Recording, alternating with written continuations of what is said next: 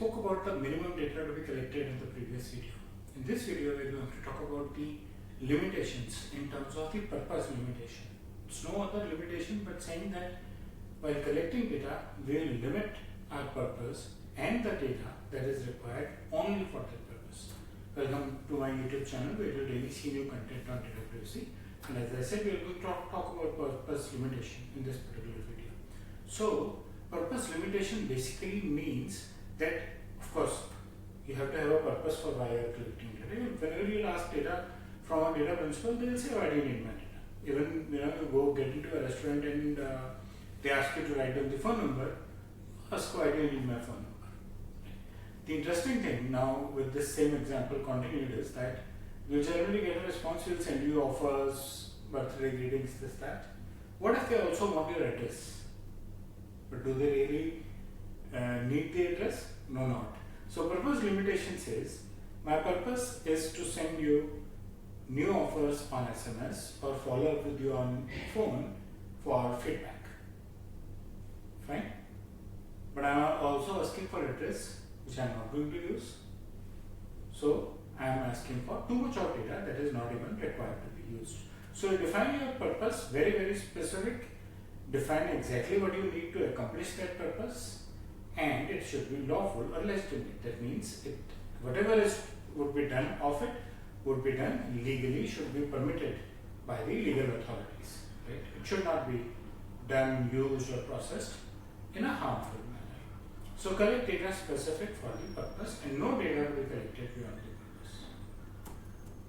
Why this matters? This matters because this helps you build trust with your data principles. It helps you enhance the confidence of the principles. Misuse of data is avoided. Why? So you don't collect the address when you don't need it, right? So there is no scope that anyone from your side will go and disturb the data principle at home. So misuse would get avoided. It improves privacy compliances because purpose limitation is a very, very important principle of data privacy, and it heavily reduces the risk of penalties under data privacy. Already let's just talk about purpose limitation, right? What are the scenarios in which purpose limitation gets violated? When you collect unwanted data, like I gave you this example, right, where you are collecting address when it is not even required. Same as with digital marketing. Sir, we would do digital marketing with you, send you offers, send you new product things and all that, fine, very good. So please share your address also. Why? You're talking about digital marketing, right?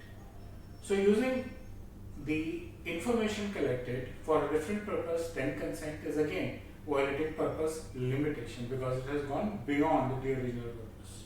So while the information is same, but it cannot go beyond the defined purpose, or you give a vague or generic purpose. We need your information because we want to improve services. What does that mean? Which service? What is the likely improvement that is expected? No definition. That means purpose not defined properly. Processing beyond original intent. We just covered it earlier in a different form, saying that you are processing it for a different purpose than what you have taken consent for. Now we are saying you are processing it for a different purpose than you were originally promised. What does the Indian DPDP Act say about purpose limitation? Indian DPDP Act says you should emphasize on the purpose of the collection of data. As a fiduciary, your purpose has to be very, very clear and specific at the time of collection of data, right? Data fiduciary must inform the principal very, very clearly as to why the data is being collected and should ensure that the data is not used beyond the defined purpose.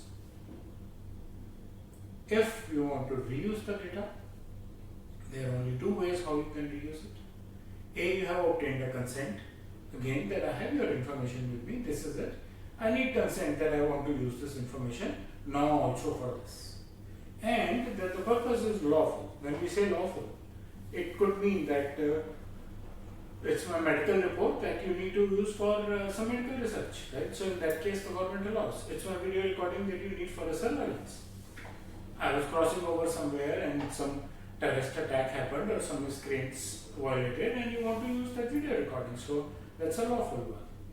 What are the few best practices that a business should adopt or a fiduciary should adopt?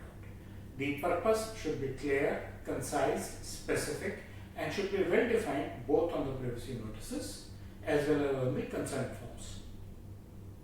Clear? No ambiguity, no issues in definition. You should avoid legal jargons because that is something that the principal may not understand.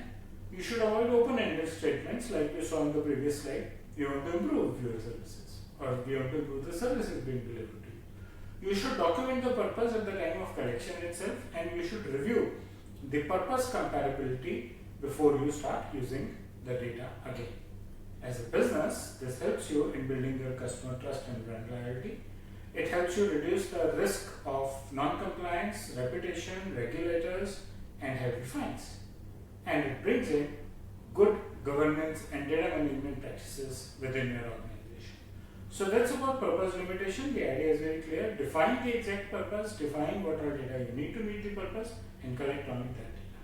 I hope you like the content of this video. Please press the bell and the like icon, subscribe to my channel, and share your feedback in the comment section. Thank you.